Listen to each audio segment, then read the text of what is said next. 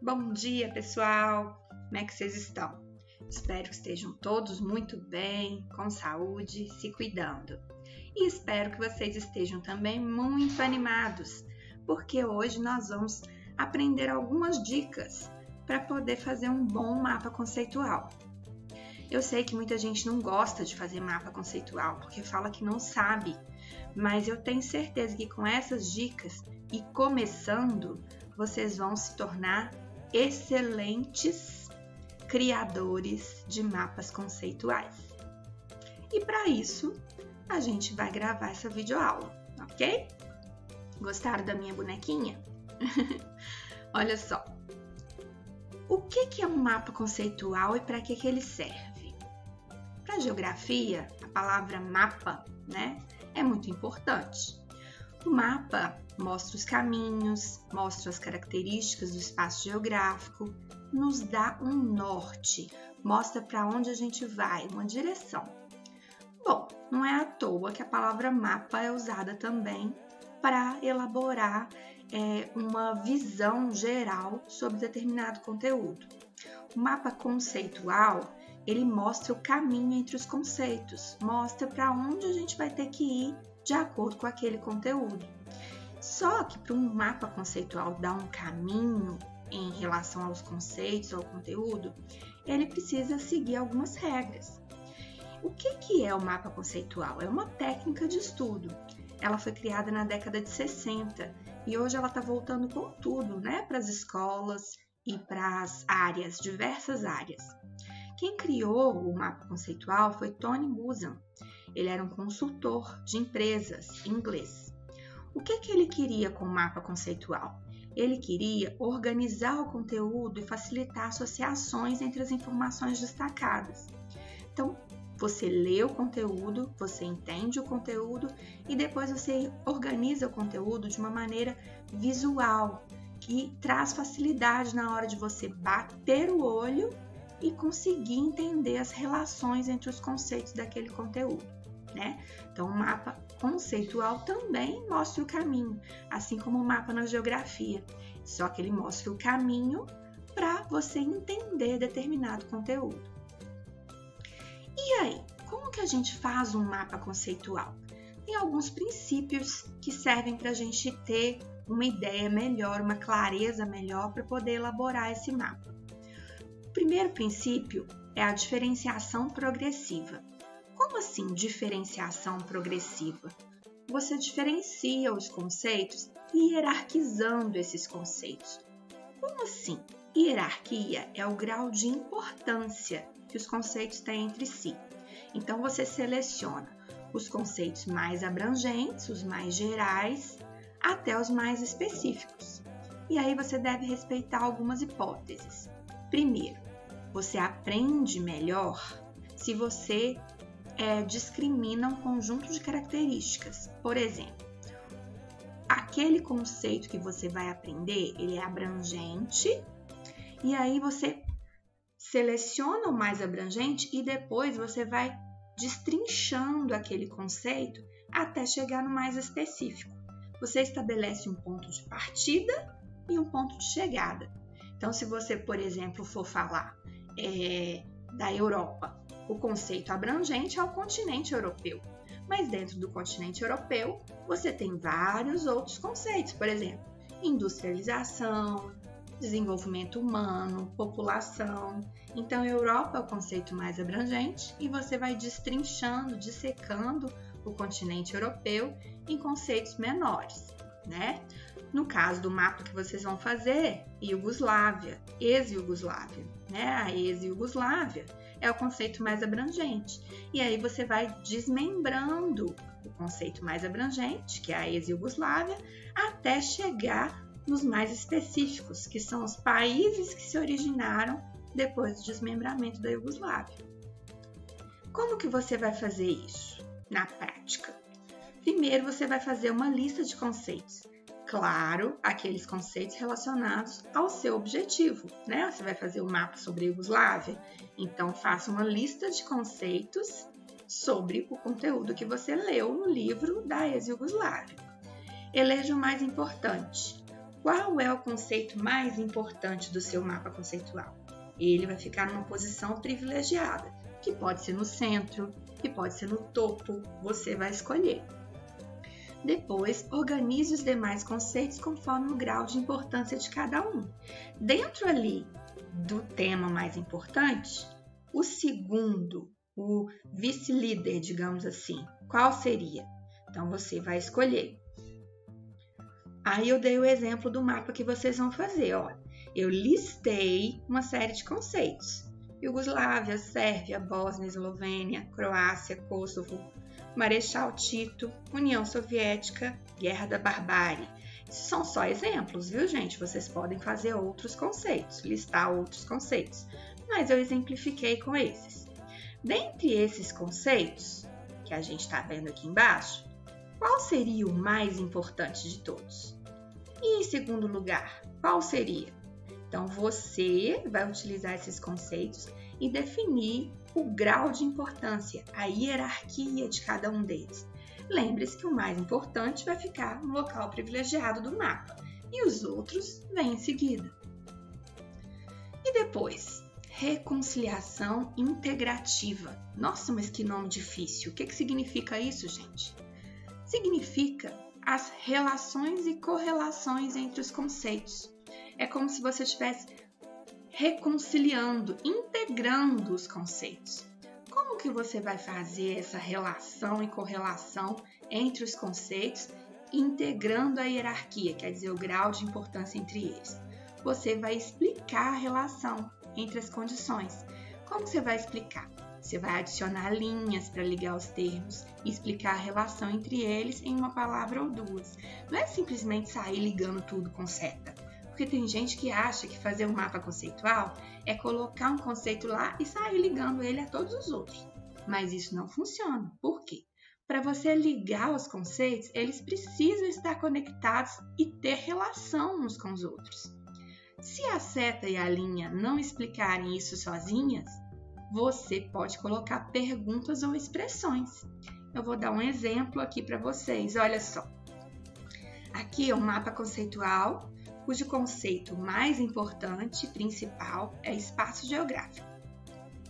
Aí tem um monte de setas aqui, mas essas setas não explicariam sozinhas as relações entre os conceitos. Então, ele colocou palavras ou expressões. Então, olha só, espaço geográfico. Nele há, o que temos no espaço geográfico? Elementos culturais, elementos naturais. Aí, o que são elementos naturais?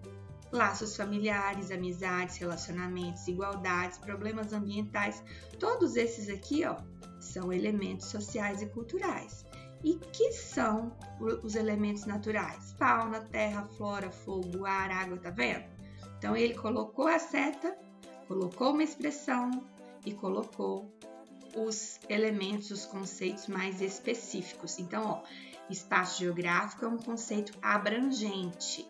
Eu fui hierarquizando e separando até chegar nos conceitos mais específicos.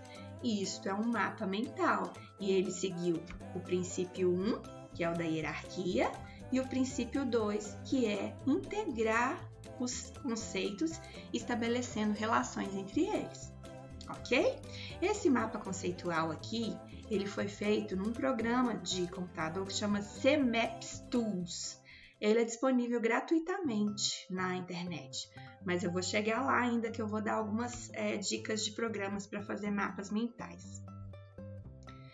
Qual é o princípio 3? Organização sequencial. Você não pode colocar os conceitos aleatoriamente.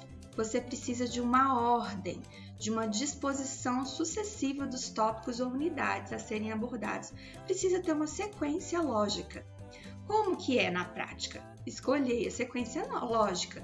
Qual que você vai escolher? Que sequência lógica você vai escolher? Você pode escolher, por exemplo, as datas. No caso da Iugoslávia, qual o país que se desmembrou primeiro? Qual o país que ficou por último? Então, você pode estabelecer essa sequência por data. Pode ser por sequência, por exemplo. Você pode escolher a ordem alfabética, por exemplo. Ou por complementação.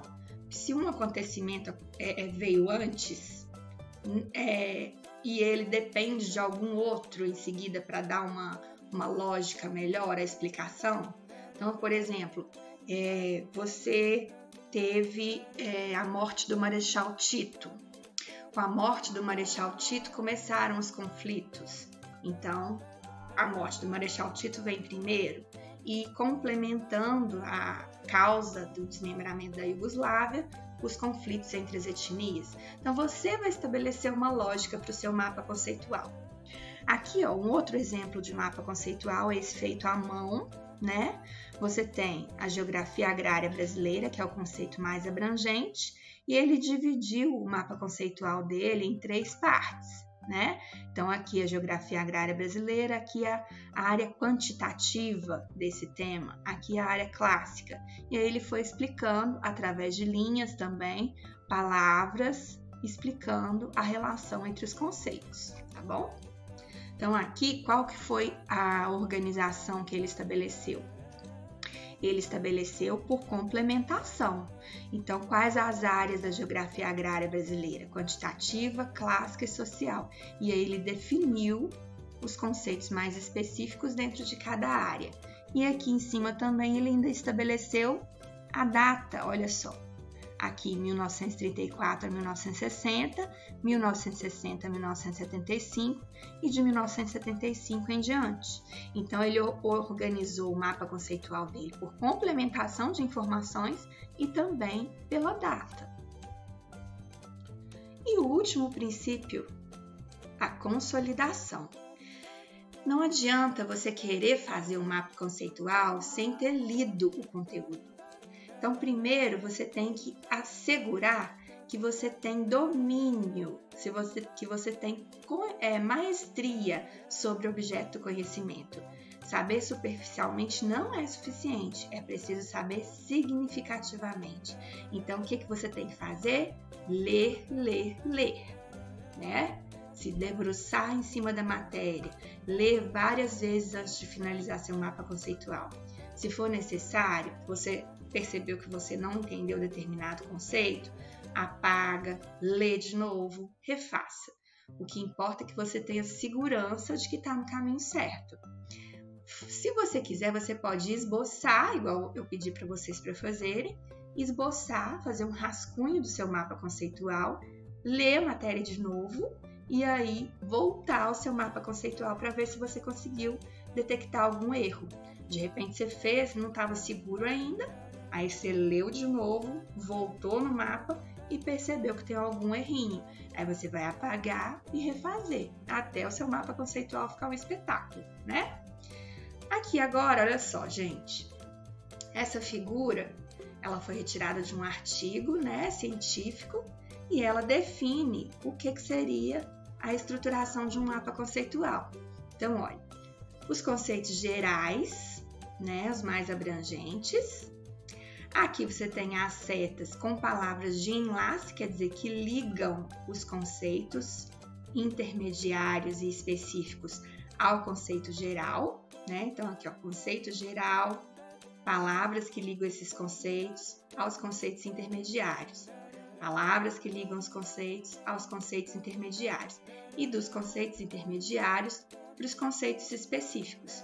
Lembra lá daquele primeiro mapa do espaço geográfico que eu mostrei, que eu usei de exemplo para vocês, tá bom? Então, essa figura te ajuda um pouquinho a compreender como que vai ser a estruturação do mapa conceitual. E aqui eu vou mostrar para vocês alguns exemplos, né? Esse aqui eu tirei da internet, é um mapa conceitual sobre a Guerra Fria. E ele dividiu esse mapa conceitual em algumas informações complementares, né? Então, a Guerra Fria, ela teve uma corrida espacial, uma corrida armamentista. Quem são os atores principais da Guerra Fria que ele deixou em destaque aqui, ó? Estados Unidos e União Soviética. Então, a Guerra Fria seria o conceito mais abrangente. União Soviética e Estados Unidos, os intermediários. E dos intermediários para os mais específicos, olha só.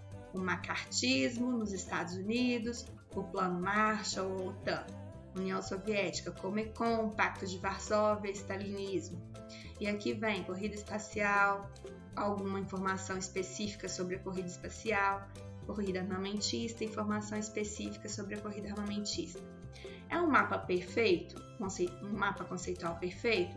Não. Talvez ele pudesse colocar, por exemplo, as datas de cada evento, né? Talvez seria mais lógico. Então, de repente, faltou um pouquinho de organização na hierarquia dos fatos, né? Os fatos ficaram soltos, mas é um mapa conceitual visivelmente bonito que dá para você bater o olho e entender do que ele está falando, não é mesmo? Pode ser aperfeiçoado? Com certeza, mas é um bom mapa conceitual e muito caprichadinho, né? Olha só a criatividade que ele teve, o mundo dividido, aqui o símbolo da União Soviética, né? O machado e a foice, aqui a bandeira dos Estados Unidos, colorindo a outra mãozinha, o mundo dividido entre os dois polos de poder. É um bom mapa conceitual. Quais são, então, eu falei que ia dar algumas dicas de programas, né, para vocês utilizarem para poder fazer o mapa conceitual, e aí eu coloquei 2 aqui com QR Code para vocês já apontarem a câmera do celular aí, ou o leitor de QR Code, para poder acessar. E vocês vão ficar à vontade para escolher, se vocês quiserem um deles, tá? Ou então fazer à mão também, não tem problema nenhum, pelo contrário, tem mapas conceituais maravilhosos que são feitos à mão. Mas se alguém quiser usar essas ferramentas, todas elas são gratuitas, tá? Então, essa aqui, o Google MindMaster, que é um dos mais conhecidos, tá? Tem a versão gratuita também. Aí, só você apontar para o QR Code, conhecer e fica à vontade se quiser ou não utilizar. Aí, ó, tem várias outras dicas, MindNode, o Canva, que é um dos mais conhecidos, tá? Tem figuras lindas, dá para usar. E o que eu falei com vocês lá no início, que é o CMaps Tools. É gratuito também e bem fácil de usar. Você consegue fazer um mapa mental no Word? Consegue, tá? Não existe restrição, você pode usar à vontade. E também pode fazer à mão. Então, se você quiser fazer à mão, você pode. Se você quiser fazer no Word, você pode. Se você quiser usar qualquer um desses aplicativos aí também para fazer seu mapa conceitual, pode ficar à vontade. O importante é você fazer o seu mapa conceitual e colocar lá no Tarefas, né, no Batista Online, enviar para a gente até dia 12 de junho, para a gente poder avaliar, ok? Eu espero que vocês tenham ficado mais seguros em relação à elaboração do seu mapa conceitual e que vocês usem a criatividade e, óbvio, leiam bastante conteúdo antes de fazer, tá? E coloquem a mão na massa. Um beijo para vocês, excelente trabalho. Estou aguardando a postagem dos mapas conceituais de vocês, tá bom?